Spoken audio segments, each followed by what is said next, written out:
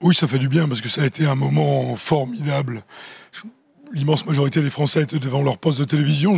Comme je l'étais il y a 20 ans, pas devant le poste, mais j'étais dans le stade d'un 20 ans.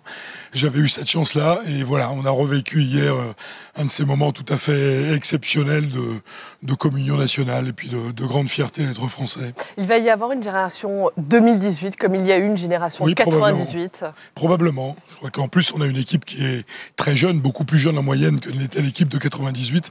Voilà, donc j'espère que ces jeunes-là qui ont beaucoup de talent eh bien, vont entraîner une génération derrière eux. C'est important qu'ils mettent en avant les valeurs de la République. Ils l'ont fait à plusieurs reprises et j'ai trouvé ça vraiment formidable. Et voilà, si ça pouvait nous aider. Alors, comme l'a dit Patrick Caner, bien évidemment, ça ne va pas tout résoudre. Il y a des problèmes dans notre société. Il va falloir les traiter. Mais en tous les cas, voilà, on a partagé un grand moment de bonheur et de fierté. C'est très bien. Mais justement, ces mots qu'on a beaucoup entendus, qu'on entend beaucoup dans la bouche des Bleus, la France, la République, la fierté d'être français, ça compte, ça va compter, ça veut dire quoi ? Bien évidemment que ça comptait.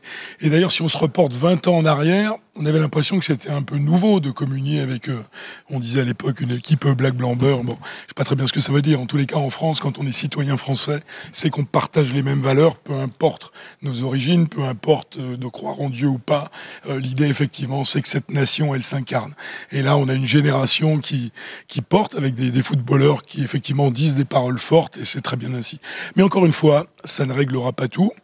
C'est vrai qu'hier soir, il y a eu quelques incidents, et même au-delà d'incidents sur les Champs-Élysées et ailleurs. Voilà, ça c'est aussi inquiétant.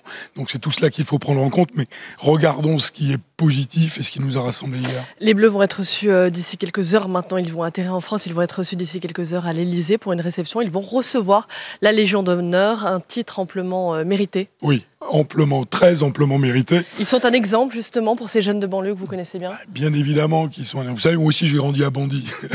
Comme Mbappé. Mais bien sûr qu'ils sont un exemple. D'abord, ils sont la démonstration qu'on peut, dans ce pays, parvenir au plus haut sommet. Alors, ne rêvons pas, il ne faut pas que l'arbre cache la forêt, mais ça permet quand même de démontrer à ces jeunes que quand on a du talent, quand on bosse, parce qu'il y a beaucoup de travail derrière tout cela, eh bien, on peut également s'en sortir. Voilà, c'est tout cela qu'ils portent et qu'ils incarnent. Et bon, eh bien, tant mieux.